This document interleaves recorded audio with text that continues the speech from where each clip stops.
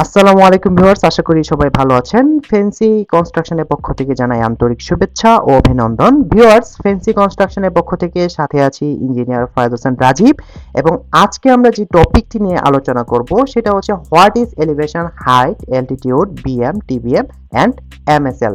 তো ভিউয়ার্স, আজকে হচ্ছে আমরা জানবো এলিভেশন কি, হাইট কি, অ্যালটিটিউড কি, বিএম কি, টিবিএম কি এবং এমএসএল কি, এবং এর মাধ্যমে কি কি কাজ করা যায় সেই বিষয়গুলো নিয়ে। So in today's video we will discuss this topic how to remember easily. So viewers, তো আমরা হচ্ছে ফার্স্টে হচ্ছে যে দেখছি সেটি হচ্ছে elevation, height, altitude, BM, TBM, MSL. ঠিক একইভাবে আমরা পর্যায়ক্রমে একটি একটি করে আপনাদের সাথে আজকে আমরা আলোচনা করব। তো ভিউয়ার্স, আমরা ফার্স্টে যে টপিকটি নিয়ে কথা বলছি সেটি হচ্ছে এলিভেশন। আসলে মূলত এলিভেশন কি? Elevation is distance above sea level. তো আমরা যদি শর্টকাট করে বলি তাহলে কিন্তু হচ্ছে এর ডেফিনেশনটা অনেকটা এরকম দাঁড়ায়। তো viewers, it's very important for engineering, urban planning, geography, geology, survey, environmental science field. So আপনারা সবাই মনোযোগ সহকারে বিষয়টি বোঝার চেষ্টা করবেন। আর এইখানে হচ্ছে এলিভেশনটা মূলত কোন জায়গা থেকে বোঝায় তা আমরা ইতিমধ্যেই হচ্ছে আপনাদের সাথে শেয়ার করেছি। তো ভিউয়ার্স, আমরা চিত্রে যে এমএসএল টি দেখতে পাচ্ছি এটি সাধারণত হচ্ছে মিন সি লেভেল।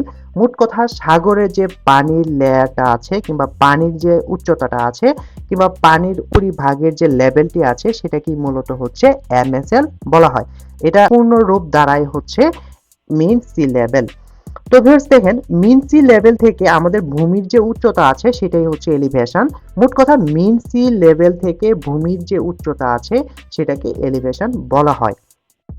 তো ভিউয়ার্স, এইখানে আমরা মোটামুটি এলিভেশনের একটি আইডিয়া পেলাম। তো এখন হচ্ছে আমরা কথা বলবো হাইট কি, এবং হাইট হচ্ছে কোথা থেকে কোন পর্যন্ত হচ্ছে হাইট ডিরেকশন করে সেই বিষয়টি নিয়ে। তো ভিউয়ার্স দেখেন, এখানে হচ্ছে আমি একটি বাংলাদেশ এয়ারলাইন্সের একটি বিমান দেখিয়েছি। তো এই বাংলাদেশ এয়ারলাইন্সের বিমানের তল থেকে ভূমির সারফেস পর্যন্ত যে ভার্টিক্যালি দূরত্ব দেখাচ্ছে সেটাকে মূলত হচ্ছে হাইট বলে। তো ভিউয়ার্স দেখেন, এইখানে হচ্ছে বিমানের পরিবর্তে কিন্তু গাছ থাকতে পারতো, সেই ক্ষেত্রেও কিন্তু সেটা হাইট হতো। তো মোট কথা যে কোনো অবজেক্টের ভার্টিক্যালি ডিসটেন্সটাকে হচ্ছে হাইট বলে। তো নর্মালি হচ্ছে আমরা যদি এটাকে একটা ডেফিনেশন দিতে চাই তাহলে হচ্ছে height generally refers to the vertical distance or measurement of an object or person from a reference point.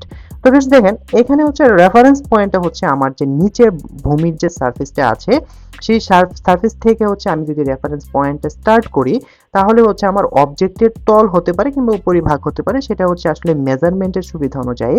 তো এইখানে যে ভার্টিক্যালি দূরত্বটা আছে সেটাকে মূলত হাইট বলছে।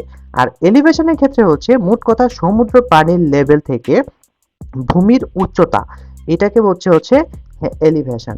তো ভিউয়ার্স, এখন হচ্ছে আমাদের বাকি রইল হচ্ছে অ্যালটিটিউড। অ্যালটিটিউডটা কি এবং অ্যালটিটিউডটা আসলে কিভাবে কাজ করে সেই বিষয়টাও দেখাচ্ছি।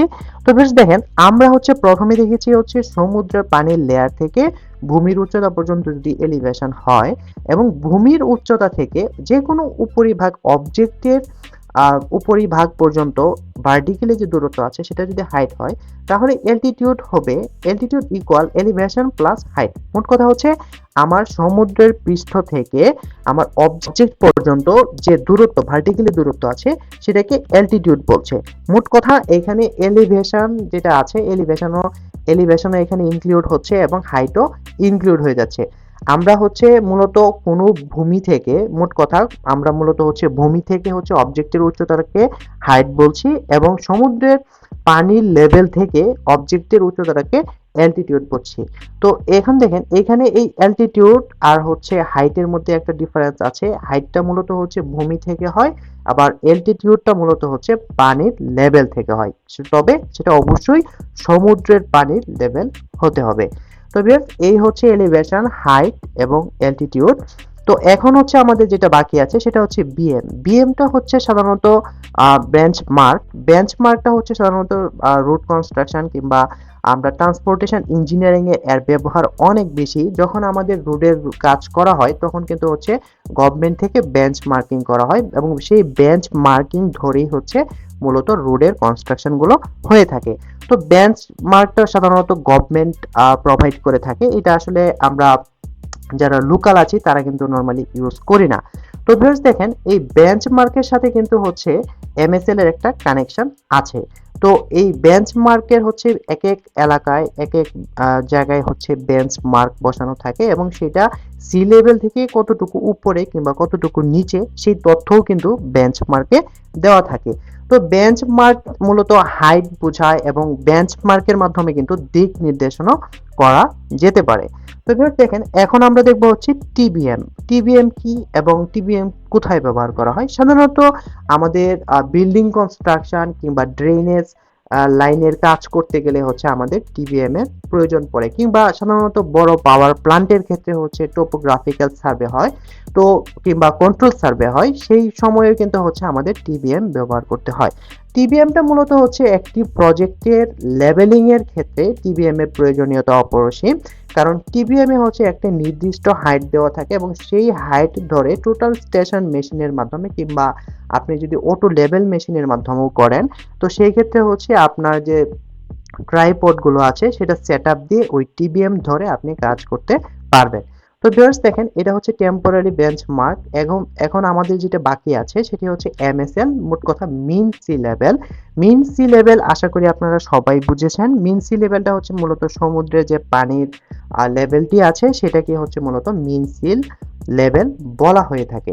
তো এই হচ্ছে আজকের ভিডিও ভিউয়ার্স। আমরা হচ্ছে এইখানে এলিভেশন, হাইট, অ্যালটিটিউড, বিম, টিবিএম এবং এমএসএল এর বিস্তারিত আলোচনা করার চেষ্টা করেছি। তাছাড়াও ভিউয়ার্স আমরা হচ্ছে কনভার্টিং সিস্টেম নিয়ে হচ্ছে আমাদের ভিডিও আগামীকালকে পোস্ট হতে যাচ্ছে, তো আশা করি আপনারা সবাই দেখবেন। আর তাছাড়া ভিউয়ার্স আমাদের ভিডিওগুলো যদি ভালো লেগে থাকে তাহলে অবশ্যই লাইক, কমেন্ট, শেয়ার করবেন, কেননা আপনার একটি লাইক, একটি কমেন্ট আমাকে নতুন ভিডিও বানাতে অনুপ্রাণিত করে।